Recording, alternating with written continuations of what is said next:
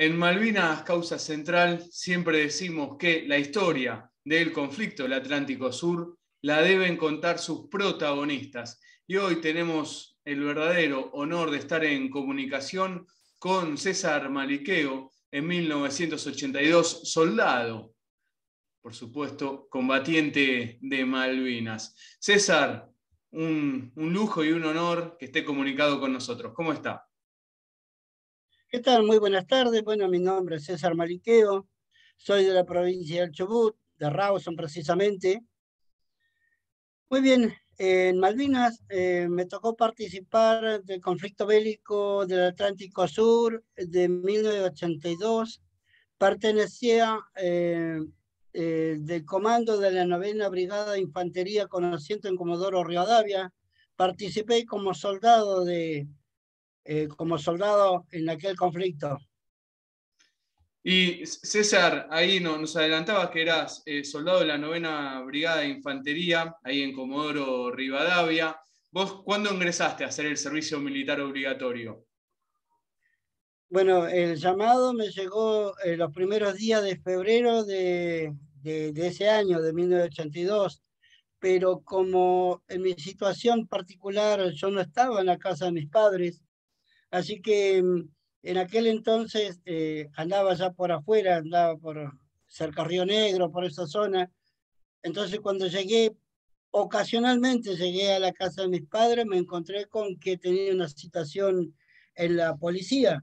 Entonces fue medio cómico porque mi mamá me dice en aquel entonces, yo tenía 18 años, me dice mi mamá, ¿qué habrá andado haciendo por ahí? Te busca la policía, así que tiene que ir. Yo soy del campo, incluso soy descendiente de mapuche, así que bueno, mi mamá me dice, ¿qué habrán andado haciendo? Te busca la policía, ya vinieron 2 o 3 veces.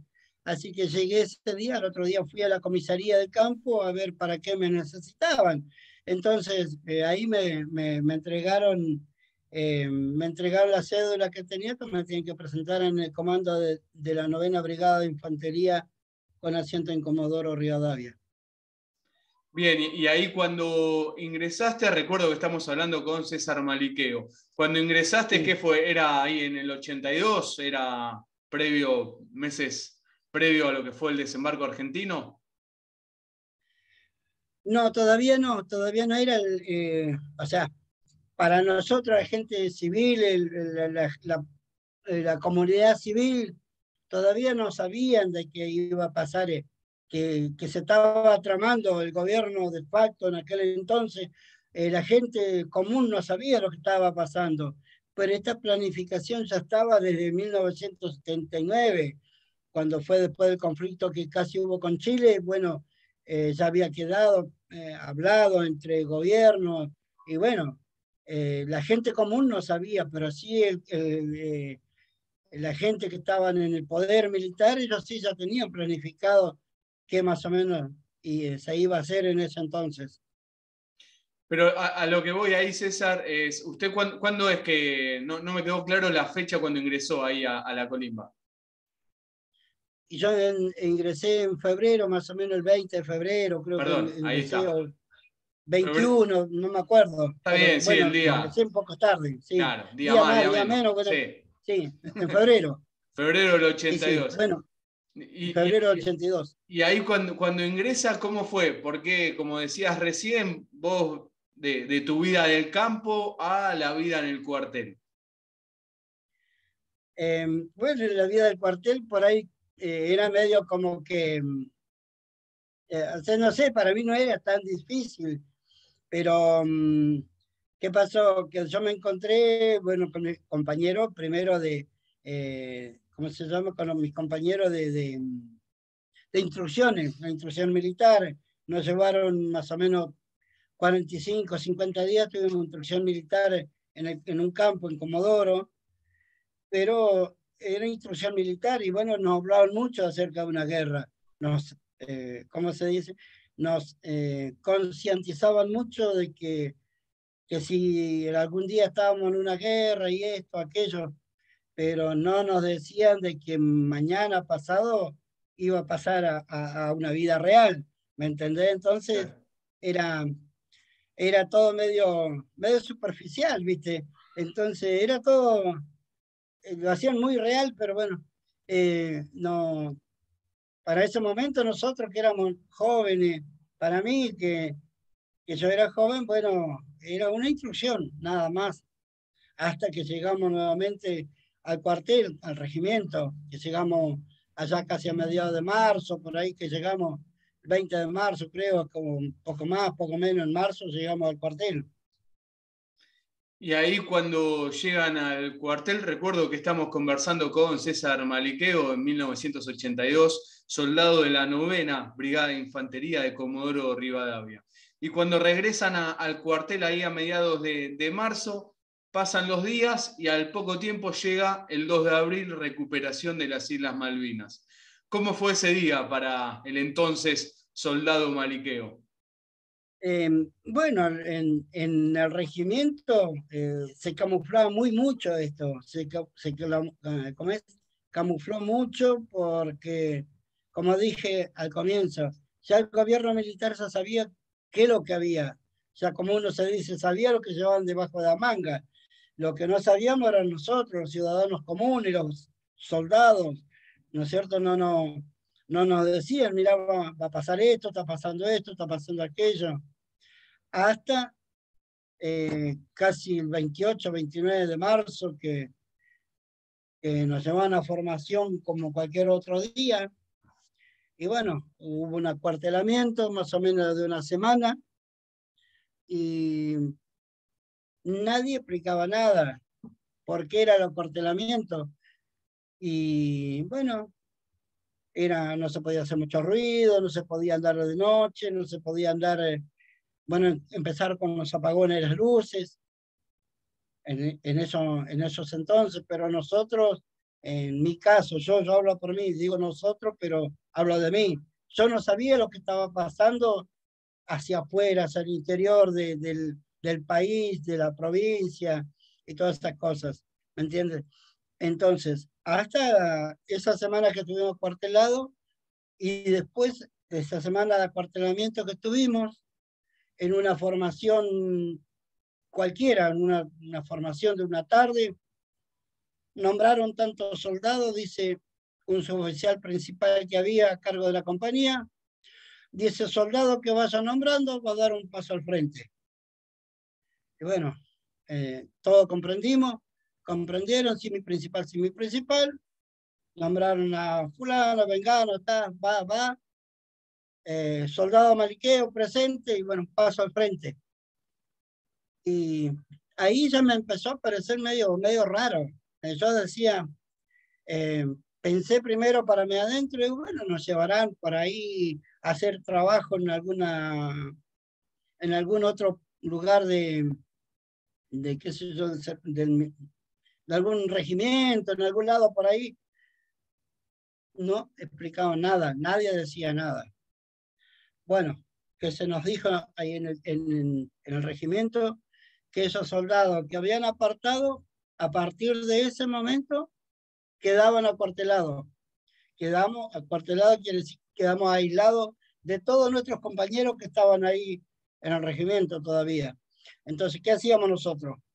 Nosotros no nos juntábamos con los soldados, con los suboficiales, no teníamos contacto, así que era estar en la cuadra y luego ya el día siguiente nos entregaron armamentos, ropas, y para mí decía, ¿dónde nos irán a llevar? Que tanta ropa nos entregaban campera de web, borseguí, en media, gorro y cuántas cosas. Yo que había sido toda la vida de campo, digo, ¿dónde lo llevan tanto frío que va a ser? Yo acostumbrado al frío, digo, bueno, nada. Hasta que llegó el día que nos dijeron que teníamos que viajar. O sea, les dicen así directamente, todo esto que venís, ¿no? Narrando de que, bueno, primero hay una selección de soldados, le dan el equipamiento y le dicen que viajen a Malvinas. ¿No te había llegado No, no, previo? Ah, no nos dijo nadie nos dijo que íbamos a Malvinas. No nos dijeron nada. Dijeron que ese grupo de soldados que seleccionaban quedaban apartelados. Después de eso se encargaban los suboficiales que medianamente ya estaban nombrados para viajar a Malvinas. ¿Ve? Los suboficiales sí, algunos sabrían que iban a Malvinas, Claro, pero entonces, claro, perdón, nosotros los César. soldados era que no sabíamos. Claro, ahí quedan, entonces quedan acuartelados y a partir de ahí esperando a ver cuál iba a ser su destino, no sabía nada, más allá de que hayan suboficiales que sabían, quedan ahí acuartelados ustedes. Claro, hasta recibir nueva orden. Claro. Hasta que recibimos la nueva orden el día 4 y 5 de abril, nos dijeron de que nos íbamos a ir de viaje. ¿Yo? Así que no sabían, nadie nos decía dónde. Y yo por ahí encontré algunos soldados llorando esa noche antes, y le digo a mis compañeros, digo, ¿qué te pasa? Le digo, ¿por qué estás llorando? Y me dice aquel soldado, mirá, dice, vos sabés que nos vamos a una guerra. Pero vos te enteras, ¿cómo una guerra? ¿Cuándo ha habido una guerra?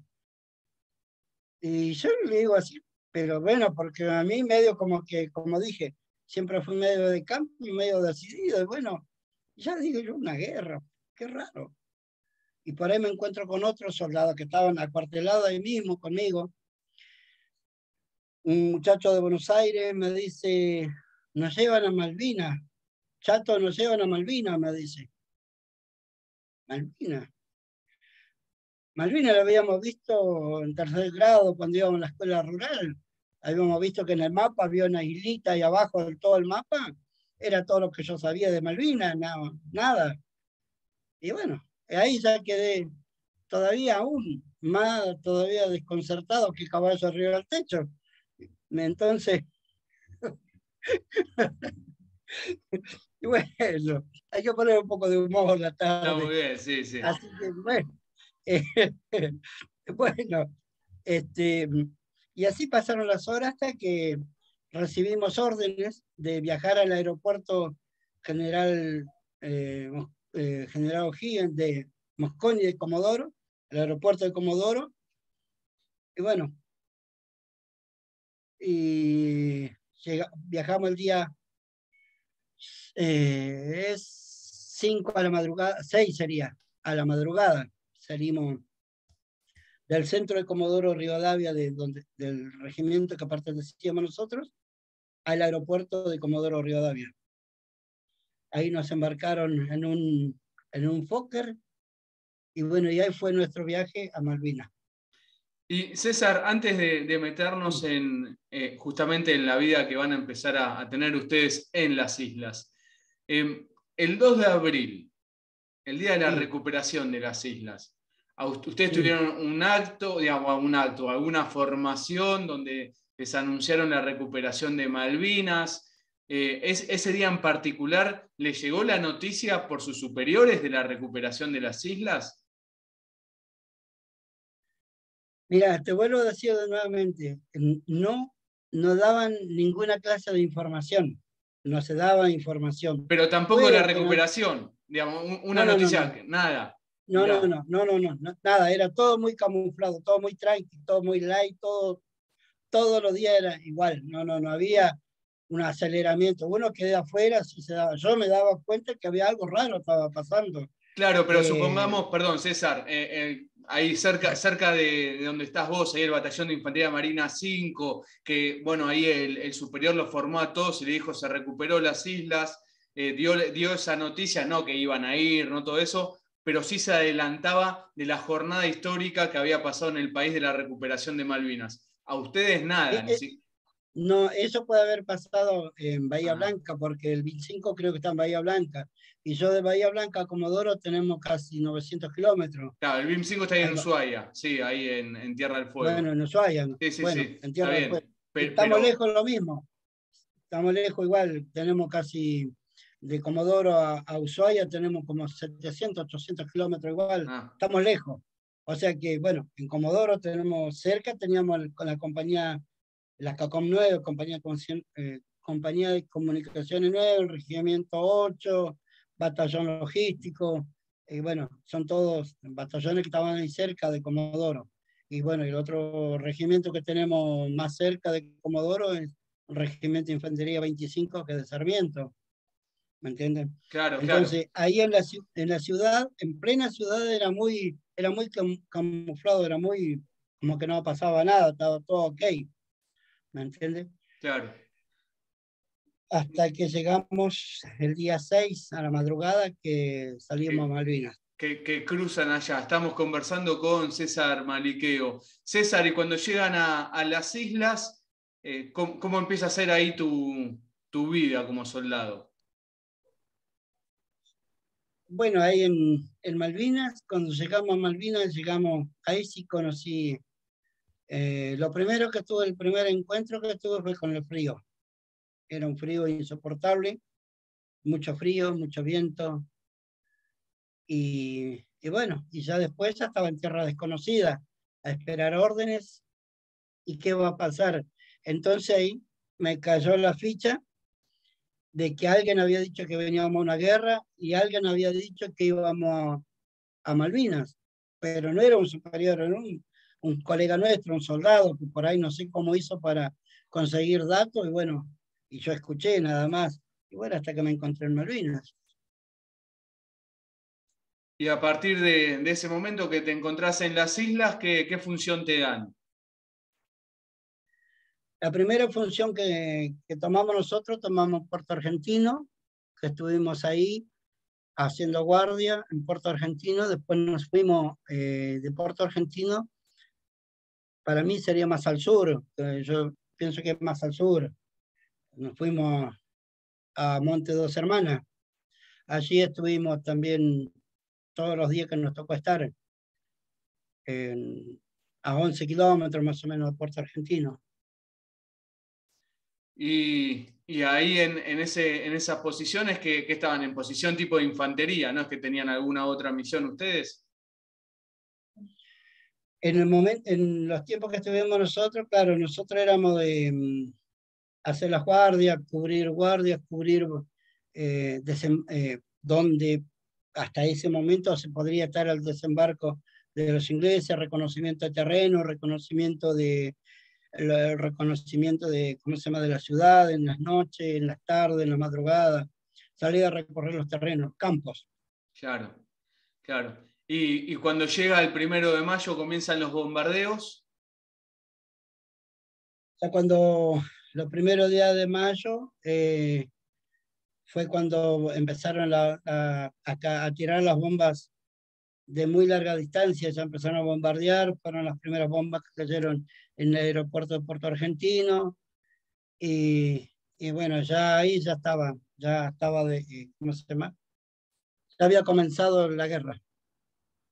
Claro, y ahí ¿cómo viviste todo ese momento donde ya empezás a vivir la guerra desde otro lugar, con los bombardeos? ¿Cómo lo vivían ustedes? Y realmente era el momento,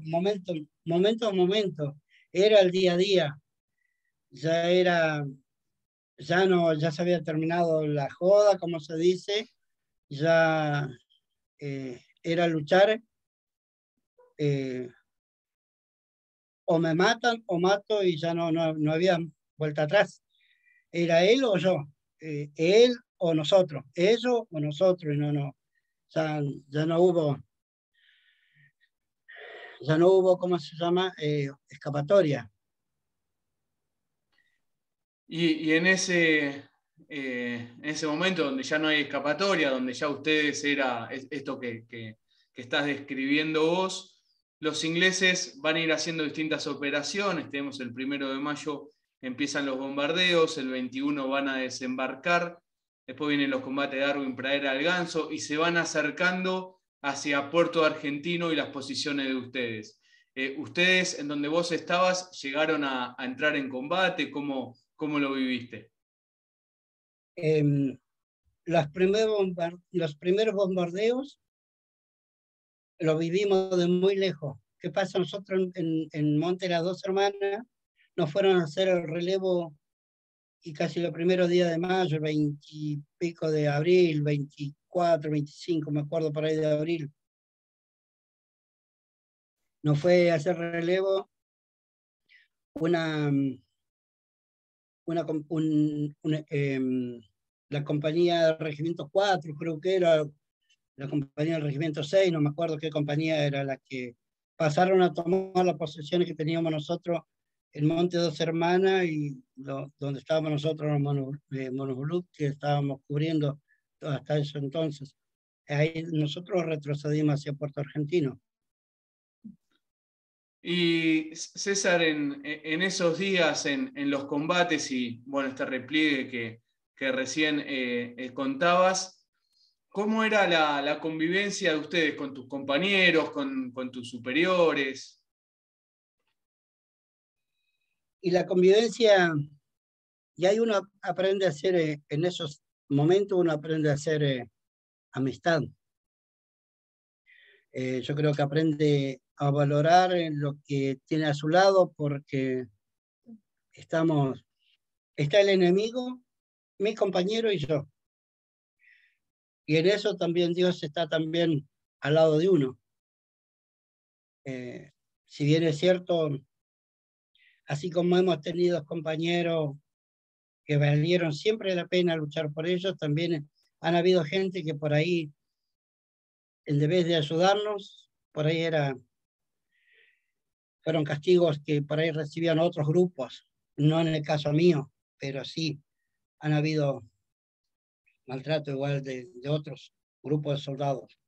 Está bien, pero no es el caso de ustedes, eso también, No, no, no, no, claro, no, es importante destacarlo porque a veces se pone a todos en la misma bolsa, ¿no?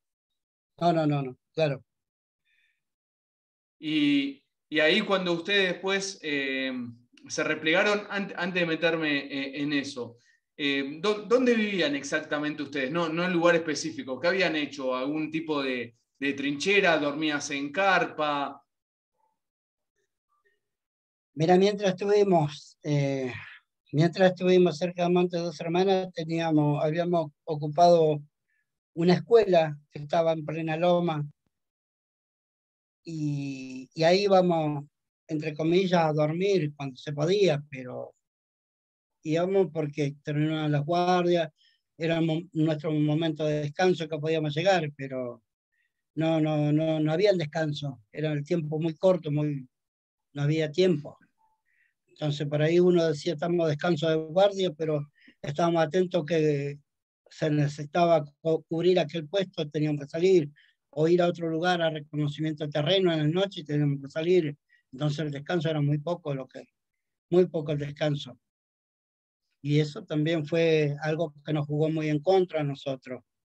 Mucho tiempo en actividad, poca comida, mucho frío, y el ejército argentino por ahí era como que teníamos que seguir cumpliendo, pero bueno, ellos no nos daban las herramientas necesarias para nosotros poder seguir estando en pie, porque los tiempos que nosotros tuvimos las primeras semanas que tuvimos, también nos encontramos con la otra realidad que fue el hambre. El hambre fue notorio en todo tiempo de guerra. En todo el tiempo de la guerra fue muy notorio el hambre. Entonces, como se dice a veces, un alumno que va con hambre a la escuela no tiene ganas de estudiar. Un soldado que está con hambre no tiene fuerza para salir suficientemente a defender su pabellón, cumplir su rol que le mandan a cumplir. Estamos conversando con César Maliqueo, 1982, soldado de la 9ª Brigada de Infantería de Comodoro Rivadavia.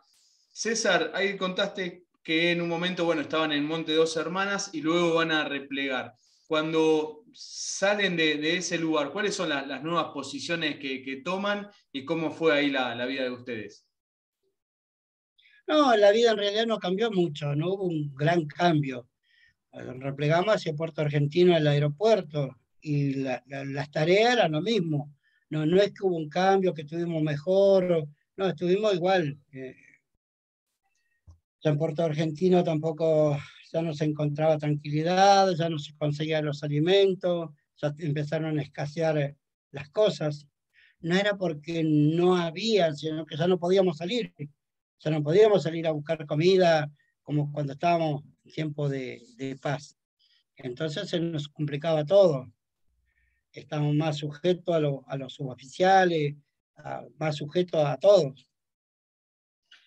Y ahí ya en el aeropuerto, en estas nuevas posiciones que toman, va a llegar los combates finales por la capital de las Islas Malvinas, hasta que llega la rendición, el cese de hostilidades.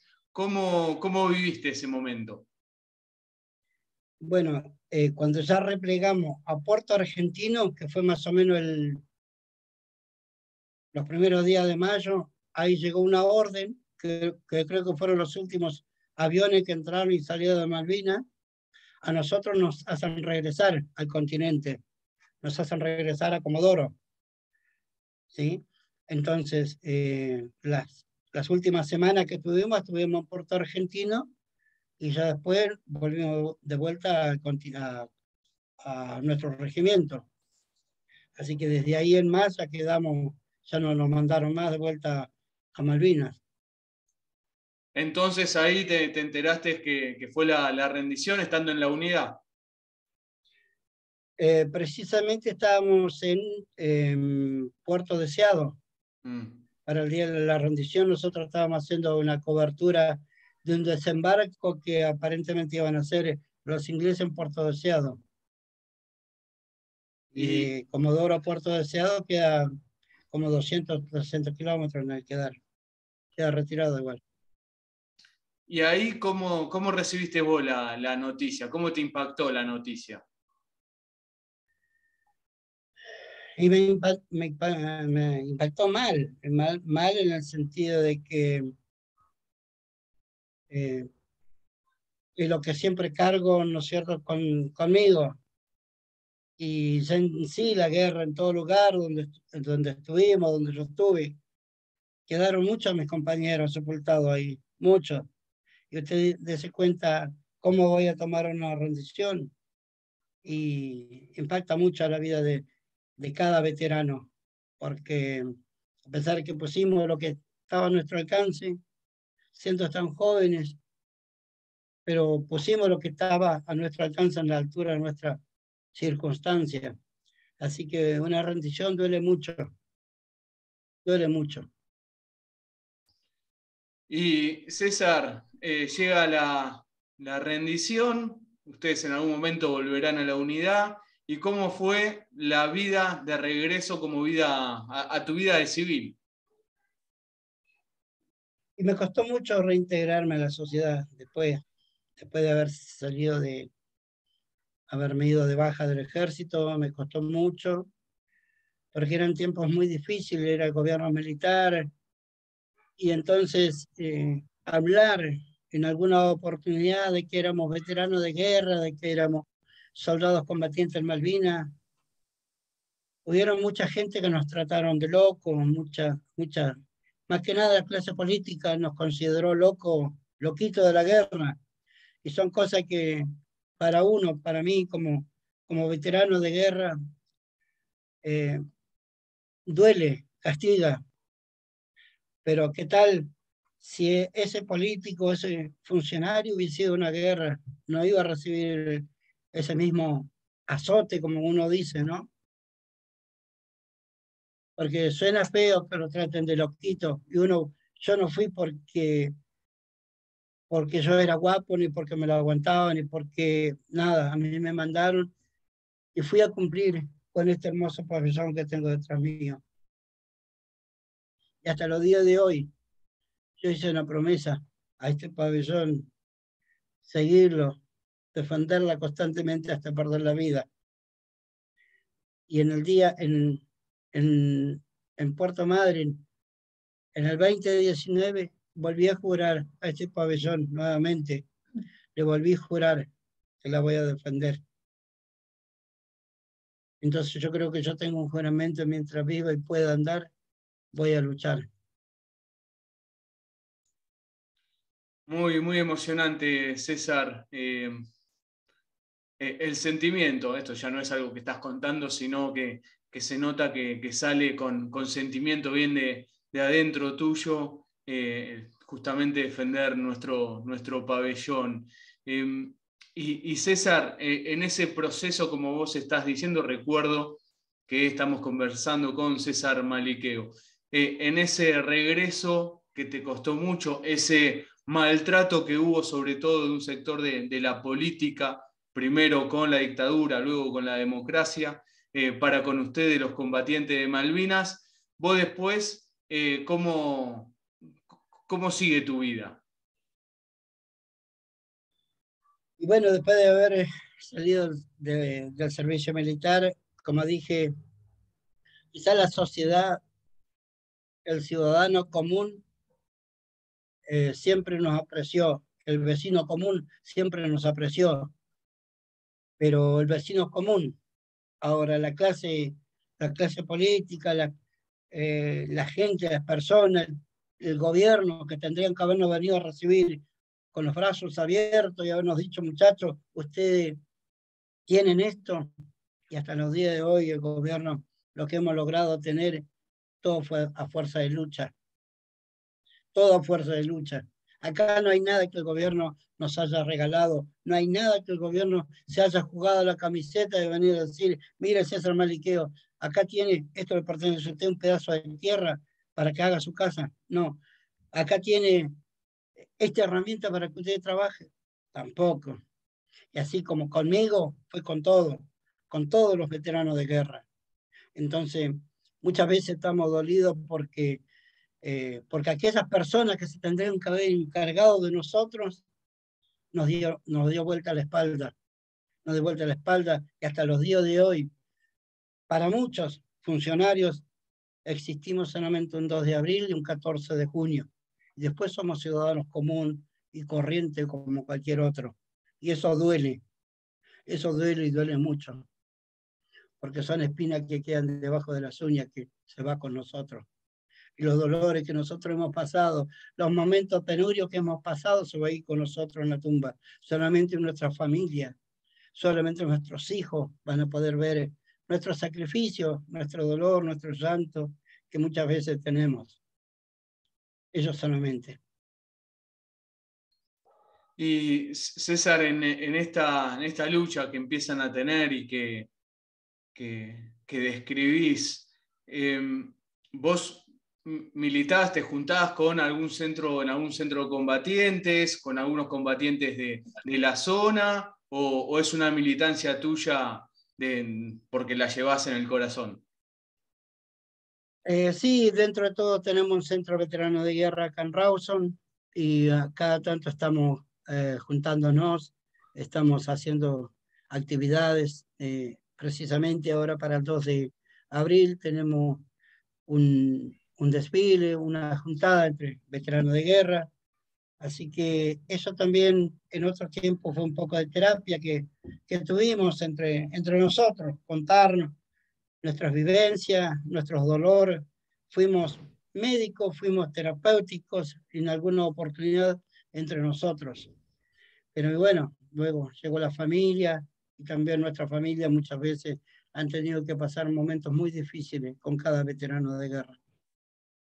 César, ¿estás orgulloso de haber participado en el conflicto de 1982? ¿Y por qué no podría estar orgulloso? Lo hice por amor a mi patria.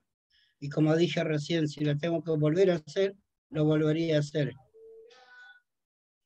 Y cuando la desmalvinización los pone a ustedes en lugares de víctima, en lugares bueno, de algo que fue toda guerra, por supuesto que estamos en contra de la guerra, porque más que vos que la viviste, sabés lo que se sufre en ella, pero la desmalvinización que siempre los ataca a ustedes, ¿cómo le diríamos? Ahora pensemos en que el público que tenés ahora son pibes de secundaria o de algún colegio de la primaria. ¿Cómo le transmitís este sentimiento que se te escucha, que se te siente, ¿no? De lo que viviste en 1982 contra el aparato desmalvinizador que vos, César, lo viviste en carne propia, sabemos que es muy grande. ¿Cómo se contraataca eso?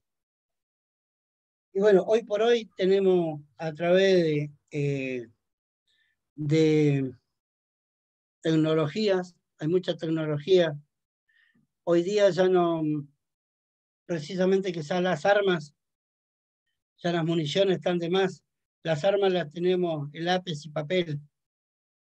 Pero cada joven, cada niño y cada ciudadano que va pasando el día a día, su palabra tiene que ser un documento. Para cada estudiante, para cada universitario, su palabra tiene que ser un documento firmado. Su palabra, porque muchas veces los papeles se pierden, se extravían en el camino. Pero el hombre y la mujer tiene que ser fiel a su palabra, fiel. Entonces yo creo que para que hayan hombres y mujeres fieles, también deben buscar la dirección de Dios, porque el hombre y la mujer sin Dios en su corazón y en su vida no puede hacer nada si Dios no le permite. Entonces, ¿qué tenemos que hacer? Instar a cada estudiante para que ellos luchen. Yo soy papá de 7 hermosos hijos y ellos tienen que luchar por el bienestar de nuestra soberanía, pero también buscar la guía de Dios, porque el hombre sin Dios en el corazón es imposible llegar a diálogo. César, te cambio rotundamente de tema. En el 2012 hiciste un viaje de Rawson a Ushuaia en bicicleta. Sí, esto fue algo que lo hice porque había terminado de vivir un estrés postraumático a causa de la guerra, según los médicos. Y bueno, estuve muy enfermo, estuve mucho tiempo en Capital Federal. Y bueno, según la ciencia médica, decían que no iba a poder caminar, no iba a volver a hacer lo que era. Y bueno, estuve casi 3 años tirado en una cama, había perdido la estabilidad corporal total. Y bueno, me afiancé en la fe en Jesucristo, que el único que te puede sanar, salvar y levantar se llama Jesucristo. Me aferré a Él y también confié un poco en los médicos y hoy día estoy donde estoy, gracias a Dios. Gracias a Dios y gracias a esos médicos que estudiaron y que Dios los puso en mi camino para que me atiendan. Entonces, tenía una gratitud tan grande de poder volver a caminar, ver la luz del día, porque tuve 3 años y pico dormido sin ver la luz del día. Dejé de ver a mis hijos muy chiquitos. Cuando vine a despertar, ya mis hijos eran grandes, ya mis hijos habían pasado varios días. Entonces, de gratitud a Dios y a mi familia y a todo aquello que había vuelto a ver, hice, no sé si una promesa, pero no tenía cómo demostrarle al mundo, cómo demostrarle a mi familia, cómo demostrarle a mis compañeros veteranos de guerra, que cuando uno se aferra a nuestro Creador nos hace nueva criatura y nos da fuerza.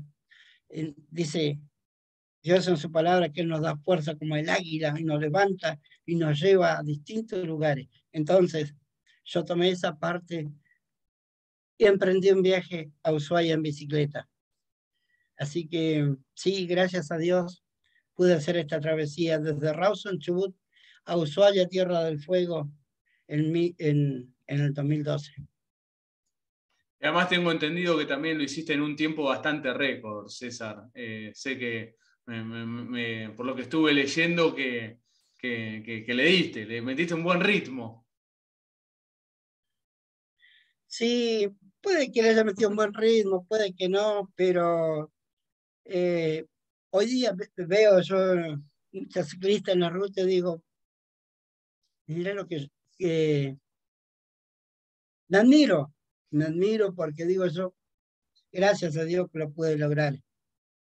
Y bueno, y ahora no estaba capaz tan rellenito como ahora, pero bueno, si lo tuviese que hacer, lo hago de vuelta, lo haría con mucho gusto. César, agradecerte por por este tiempo que nos brindaste para conocer tu historia en 1982 y también tu historia post-conflicto, pero en especial agradecerte por lo que hicieron en 1982, por cómo defendieron a nuestra nación de una nueva invasión del Imperio Británico a nuestro territorio. Ustedes, los soldados, eran el pueblo argentino en armas defendiendo la patria y nosotros estamos orgullosos de cómo nos han defendido. Para nosotros son un ejemplo por lo que hicieron durante esos 74 días que duró el conflicto y también lo que hicieron post-conflicto, porque después del conflicto ustedes siempre estuvieron preocupados por la salud y por cómo estaban sus compañeros, por el otro, ¿no? Que eso en definitiva es la patria, es donde vivimos, siempre es el otro, siempre ayudarnos, y ustedes han sido un ejemplo permanentemente por lo que hicieron en el 82 y post. Así que agradecerte por todo, y si querés decir algo más, el micrófono es tuyo, César.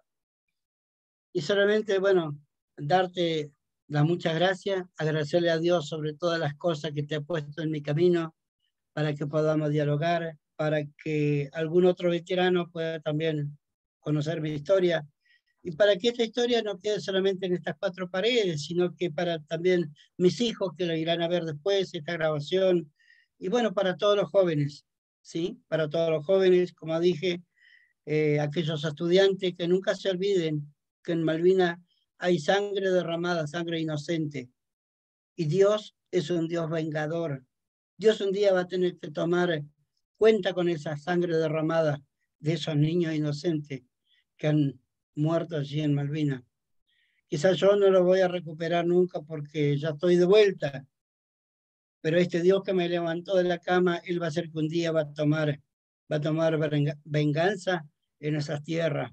Así que les siento a ustedes como personas que transmiten estas cosas, nunca bajen los brazos, sigan luchando por esta causa. Yo me voy, pero ustedes quedan. Yo me voy, pero quedan mis hijos. Yo me voy, pero quedan mis nietos. Yo me voy, pero sigue una generación detrás mía, que ellos deben seguir luchando. Y como dije, su palabra tiene que ser un documento sellado. Yo juré defender mi bandera y lo volví a jurar. En el 2019 lo volví a jurar y tengo mi promesa de defenderla. Mientras pueda andar, tengo mi promesa de defender esta celeste blanca que está detrás de mi espalda. Ayer o anteayer, para ya ir casi terminando, tuvimos un mal momento en Capital Federal, nuestros compañeros veteranos de guerra, y yo medio como que me siento culpable no poder estar, no porque no quise, es por falta de dinero, la distancia. Yo tengo casi 36 horas, 18 horas más o menos de viaje de acá a Capital Federal, ¿me entienden? Entonces, ¿por qué tenemos que seguir pagando justo por pecadores? No nos merecemos una obra social, no nos merecemos un remedio, no nos merecemos una pastilla, no nos merecemos un buen trato. Ya van 40 años. Muchos de mis compañeros, como murieron en Malvinas, murieron también en estos tiempos. Y vamos a seguir muriendo, vamos a seguir muriendo. Ojalá que los gobiernos de turno, Dios les toque el corazón de ellos y puedan extender una mano, aunque sean los últimos tiempos que nos quedan sobre la faz de la tierra, para que nuestros hijos, nuestros nietos digan, esto me dejó mi abuelito antes que se muera. Es triste vivir la realidad. Yo viví una realidad muy cruda, como comencé diciendo al comienzo. Yo fui una de las ovejitas cabeza negra de la majada. Me fui muy joven de la casa de mis padres, 12 años. Quería conocer qué era la vida, lo pude conocer. Y bueno, y cuando me tocó ir a Malvinas, entonces ya estaba bastante baqueteado, ya estaba apartado de mamá, de papá, entonces mi sufrimiento fue distinto. Pero hay muchos chicos, muchos veteranos de guerra, muchos soldados que quedaron sepultados en la tierra de Malvinas, que era su primera salida que tenían. Y allí quedaron. Yo le doy gracias a Dios porque para los 37 años de la gesta de Malvinas pude tener a mi madre acá en mi casa y dialogar con mi madre y preguntarle a mi madre por qué me había dejado tanto tiempo después de haber vuelto a Malvinas, por qué me había dejado solito en la vida. Pero hoy a mi mamá ya no lo tengo. Partió el año pasado, el 23 de mayo, y bueno, espero que mi Dios Todopoderoso lo tenga en su gloria. Ella cumplió, haya sido mal, haya sido bien, pude decirle todo lo que le tenía que decir. No me peleé con ella ni nada, pero sí le pregunté el por qué. Así que me saqué esa mochila y estoy contento, no porque se me haya muerto, sino estoy contento porque lo que había en el tintero pude hablarlo con mi vieja mientras yo estuve en vida. Así que contento con la vida, contento con Dios y contento con usted también de poder tener esta hermosa oportunidad de poder dialogar. Así que te deseo que Dios te bendiga en tu camino, te bendiga en tu carrera y te bendiga en todo momento donde quiera que vayas. Estos son mis deseos. Bueno, y aquí me han pasado un escrito. Quiero agradecer a todos los oyentes y a todos los comunicadores sociales. Bendiciones para todos ustedes. Y ojalá que no sea la primera ni la última. Ojalá que podamos juntarnos cuantas veces sea necesaria. Y alguna oportunidad cuando esté en Capital Federal, también, ¿por qué no poder tener una entrevista cara a cara, ¿no es cierto? Que es muy bueno, es muy bueno. Ojalá. Te doy muchas gracias por tu invitación y bueno, y adelante. Ojalá, o también, ¿por qué no estar por Rawson y poder conocerlo allí por esos hermosos lugares de nuestro país? César, muchísimas gracias, un orgullo de corazón y la verdad que gratitud eterna para lo que hicieron ustedes por nuestro país. Así que a disposición y seguiremos en contacto para también conversar con sus compañeros ahí de Rawson, que por lo menos esta pandemia terrible que hemos pasado, por lo menos nos dejó a todos el Zoom y ahora puedo hacer entrevistas por Zoom al menos y bueno, aprovechándola, así que ponernos en contacto también con tus compañeros de allí. César, muchísimas gracias. Bueno, quiero desearte un fuerte viva la patria. Viva la patria. Muchísimas gracias, César. César Para Maliqueo. siempre. Muchas gracias. Así será. César Maliqueo pasó por Malvinas Causa Central.